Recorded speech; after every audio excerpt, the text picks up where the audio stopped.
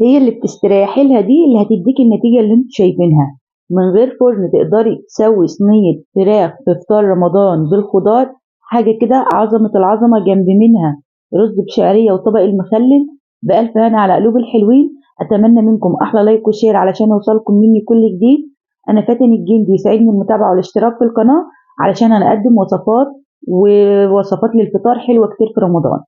أول خطوة معايا، أنا هستخدم بصلتين ميكس ما بين البصل الأبيض والأحمر، بهاراتي بابريكا، كاري، 7 بهارات، حاجة بسيطة من القرفة، الملح. معايا هنا ميكس ما بين الكمون والكزبرة والشطة البودرة. ببقى عاملة له برطمان مخصص كده. شوية زيت. التركاية دي مهمة جدا. بشر جوز الطيب، أظن دي بهارات متوفرة في كل بيت. بشر جوز الطيب مش هنزود منه زيادة عن اللزوم علشان ما يقلبش العكس، يمرر معاك الوصفة. هرسة الشطة أساسي معايا طبعا في صينية الخضار أو صينية البطاطس في العموم. ابدأي كده تبلي بقى البصل بالبهارات اللي نزلت بيها، أو فركيها كده زي ما انت شايفة معايا بإيديكي. وبعد كده بقى يا سلام كمان لو من غير جلافز، بس علشان أنا المظهر العام وكده، فانت من غير جلافز بتفرق معاكي صدقيني الحركه دي. بعد كده هنزل بالخضار، جزر، بطاطس، كوسه، فلفل اخضر. وضروري جدا هنا بقولك خلي بالك الجزر بيبقى مش سميك قوي، البطاطس اكتر حاجه بتبقى سميكه هي والكوسه علشان ما تتهريش معاكي، لكن الجزر بياخد تسويه وقت اطول فما بيبقاش سميك زياده عن اللزوم. وقرن فلفل اخضر كده مقطعاه. وبعد كده نزلت بعصير طماطم ورشة فلفل اسود. ايه بقى اللي انت بتستريحي لها؟ طاسة تكوني انت بتحمري فيها. كلنا كده في بيوتنا كل حد عنده طاسة بيستريح لها وهو بيحمر فيها. اهم حاجة طاسة ما تكونش لاصقة، الحاجة ما بتلزقش فيها. يفضل ما تكونش ألمونيوم، تكون مثلا تيفال، هتديكي النتيجة اللي انت شايفينها. نار عالية علشان الفراخ تاخد صدمة معاكي وتاخد اللون ده، مع طبعا التقليب المستمر وتخليكي واقفه جنب الحاجه. هنا بقول لكم الورك بيبقى فيه حته كده تكتلات من الدم، دي خرجوها. في ناس بتسيبها بتقلب معاك الزفاره. طبعا حابه اقول لكم حاجه برضو، والفراخ على النار انا ما حطيتلهاش رشه فلفل اسود. الفلفل الاسود كان هيغمقها معايا. خلي رشه الفلفل الاسود بعد ما ترصيها في الصينيه او في الاخر خالص وانت هتطفي النار. دي ملحوظه كده على السريع. بما انك مثلا مش متوفر عندك فرن وحابه تعملي فراخ في صينيه خضار او في صينيه بطاطس لوحدها او في بصل متكرمل او ني في ني، اعملي الحركه دي. طاسه تكون مش بتلزق الحاجه فيها وبتحمر لك الحاجه وبتديكي افضل نتيجه. اللي انت بتستريحي لها زي ما اتفقنا هتاخدي افضل نتيجه. بعد كده بقى هترش رشه فلفل اسود على الفراخ زي ما اتفقنا. على فكره دي كمان فراخ حمراء، يعني في الفراخ البيضة مش هتاخد معاكي تسوية وهتبقى دايبة كمان. زي ما احنا عارفين الفراخ الحمراء بتاخد تسوية وقت أطول عن الفراخ البيضة. يعني الفرخة البيضة لو وزنها 2 كيلو هتاخد معاكي تسوية ساعتين لكل كيلو ساعة، بس على نار هادية جدا.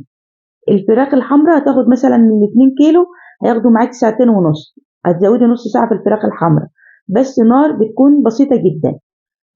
نزلت بعود من البقدونس أو الكزبرة المتوفر عندي. في المرحلة دي كنت بسخن كوباية مية مغلية علشان الخضار، هظبط شوية ملح كمان علشان خاطر الخضار يستوي معايا. والفراخ زي ما اتفقنا دي مش فراخ بيضة. طبعا انا لو هدخلها فرن مش هحط لها اي مية علشان نبقوا متفقين. الفرن يختلف سخونيته عن سخونية البوتاجاز. مش هحط لها طبعا مية، الخضار هينزل ميته والفراخ هتنزل ميتها، والفرن بيبقى محكم الغلق وسخونيته هتسوي الحاجة معايا. طيب بما اني هحطها على البوتاجاز هحط لها كوبايه ميه تكون مغليه، ميه مش كتير. معلقه بقى سمنه بتنقل معاك الخضار ده في حته تانية خالص. ما شاء الله اللهم بارك. كان طعم الخضار والفراخ حاجه مسكره زي الحلوين. ومش كميه ميه كتير هغطي بيها الفراخ والخضار، لا، هتشوفوها معايا هقرب لكم اكتر. كوبايه ميه بس من اللي هي مقدارها 200 مللي، وحسب طبعا كميه الخضار اللي انت حطاها عشان البسله دي تستوي معايا. شايفين؟ شويه ميه صغيرين. هرفعها بقى على نار عاليه. اول ما تبدا تغلي معايا ههدي النار لغايه ما تستوي. حركة مهمة جدا علشان ما تقعوش فيها. لو هتقفلي بورق الفويل زي كده ما تسيبهوش نازل على البوتاجاز، ممكن يتحروق معاكي والنار تطوله كده. فخلي بالك تقفلي كويس وترفعي الورق ده، النار ما تطولوش. بعد بقى ما اخدت معايا بالظبط ساعتين ونص على البوتاجاز، نار هاديه جدا. اتفقنا بعد اول غلوه هتهدي النار. النار بتبقى هاديه زي ما بتهديها على رز وهو بيتلدن كده، ما شاء الله تاخدي افضل نتيجه. لان لو عليت النار الميه هتتشرب وهتنشف، والخضار هيبقى لسه ني معاكي، وهتضطري تحطي ميه تاني ومش هيبقى الطعم الطف حاجه. فاهميني؟ فعلشان كده بقولك هدي النار، وقدمي بقى جنب منها رز بشعريه، طبق مخلل، وكوبايه العصير. هيبقى احلى فطار في رمضان. كل سنه وانتم طيبين، ربنا يحسن ما بين ايديكم مقدما، اللهم امين يا رب العالمين. هنا شايفين البطاطس اخدت لون متكرمل كده علشان الصينيه مش بقى اتحروقت، لا، يعني اخدت لسعه بسيطه كده من تحت، وحمرت لي لون الخضار لو انتم حابين الحركه دي. وهنا الصدر مستوي وكان دايب دوب ما شاء الله. علشان كده انا حطيت الفراخ في نص الخضار. اتمنى بقى من احلى متابعين اللايك والشير، ما تكونوش نسيتوني علشان يوصلكم مني كل جديد ان شاء الله. اضغطوا على علامة الجرس علشان يوصل لكم اشعار بكل فيديو جديد هنزله باذن الله معاكم في رمضان. هنقدم زي ما اتفقنا وصفات حلوة كتير، من وصفات الاكل ووصفات الحلويات. واكتبوا لي رايكم في الكومنتات، ايه رايكم بقى في صينيه الفراخ بالخضار على البوتاجاز؟ كنتوا تعرفوا الحركه دي ولا ما كنتوش تعرفوها؟ واشوفكم يا رب على خير. مع السلامه يا حلو.